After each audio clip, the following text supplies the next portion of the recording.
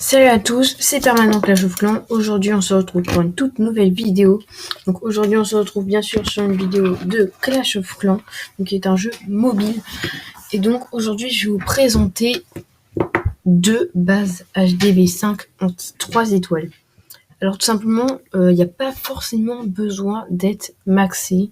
C'est une base qui, c'est deux bases d'ailleurs qui, franchement, n'importe comment vous la mettez, si vous, par exemple, si mettons haut du village, en bas, si par exemple vous êtes très prima, comme là je viens de passer HDV5 il y a pas longtemps, forcément je suis prima, très prima même. C'est un très petit compte, on veut dire, parce que tous les dog walkers par exemple qu'il y a dans notre clan sont Dog Walker 1, Dog Walker 2, 3, 4, ça sont des comptes à moi, donc que j'utilise souvent. C'est plus simple pour les vidéos, même pour les guerres de clans, c'est plus simple pour le gameplay.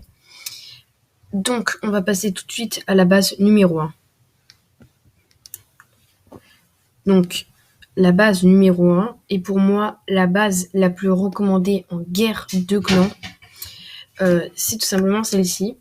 Alors, pourquoi cette base est-elle très forte? Tout pour une raison déjà toute simple, c'est l'anti-aérienne. L'anti-aérienne, déjà, elle se place au milieu.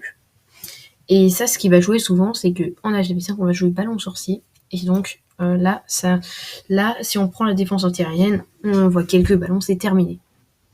Malgré que le Shadow de Clan soit un petit peu trop sur le côté, ça reste une super base et je l'utilise souvent pour guerre de clan parce qu'en village normal, on voulait voir, on peut facilement prendre une étoile et donc pour rush les trophées, c'est pas non plus ouf. Donc voilà, c'est vraiment pour les anti 3 étoiles. Ça peut faire un 2 étoiles parce que comme vous pouvez voir sur les côtés, ici, et on a des mines d'or et des extracteurs d'élixir et qui d'ailleurs en plus rend difficile l'accès à la défense anti-aérienne. Donc là, en attaque ballon, impossible de faire 3 étoiles. Si vous tentez plus la sécurité et que là c'est pour une attaque ballon ou attaque pas ballon, donc on a cette base, château de clan centré, défense anti-retrait.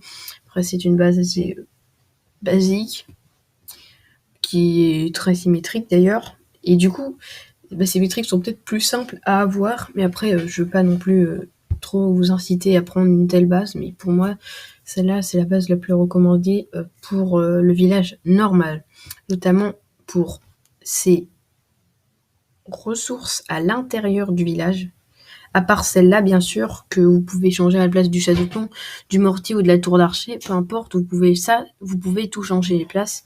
Je suis pas sûre que ça changera grand chose. Après, deuxième chose, les ressources. Après que les ressources soient bien, le château de clan, il recouvre presque tout le village et il est impossible de rentrer dans le village sans sortir le château de clan, donc ça qui est bien.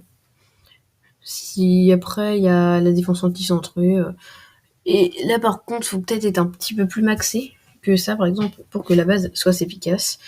D'ailleurs sur ma base, d'ailleurs on va utiliser ça, et vous pouvez le voir, j'ai trop de trucs sur le côté, j'ai trop de buissons, j'ai même plus d'or, hop là, j'ai trop de buissons sur les côtés et du coup c'est ce qui m'empêche de pouvoir faire la base.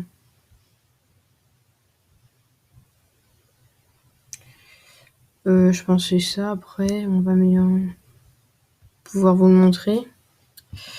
Si je copie celui-là sur ce village-là, voilà, c'est juste ça, améliorer. Par exemple, si on fait ça, hop là. Voilà. Donc, comme village, on peut voir, j'ai pris des 100% et je vais vous montrer d'ailleurs pourquoi prendre des 100% sur ce village. Regardez, vous allez voir tout de suite. Déjà, 2 améliorations en cours. Et là, ce que vous allez voir, c'est vraiment, voilà, la défense anti, faut aller la chercher. Et là, justement, si on regarde par exemple le profil HDV7, en HDV5, aucun HDV5 pourra vous mettre 3 étoiles. C'est que de l'HDV7 ou de l'HDV6, car aucun HDV5 ne pourra vous mettre 3 étoiles. ça restera toujours des HDV6. Et là, par exemple, un HDV, même des HDV6 peuvent fail. Regardez, c'est ouf, mais aucun HDV5 ne peut vous battre. Donc souvent, c'est les HDV6 et HDV7 qui vont plutôt attaquer ce genre de base. Donc c'est pour ça d'ailleurs que je vous le recommande fortement. Donc bien sûr, les liens des bases sont en description. Donc comme ça, c'est plus simple pour vous de les copier.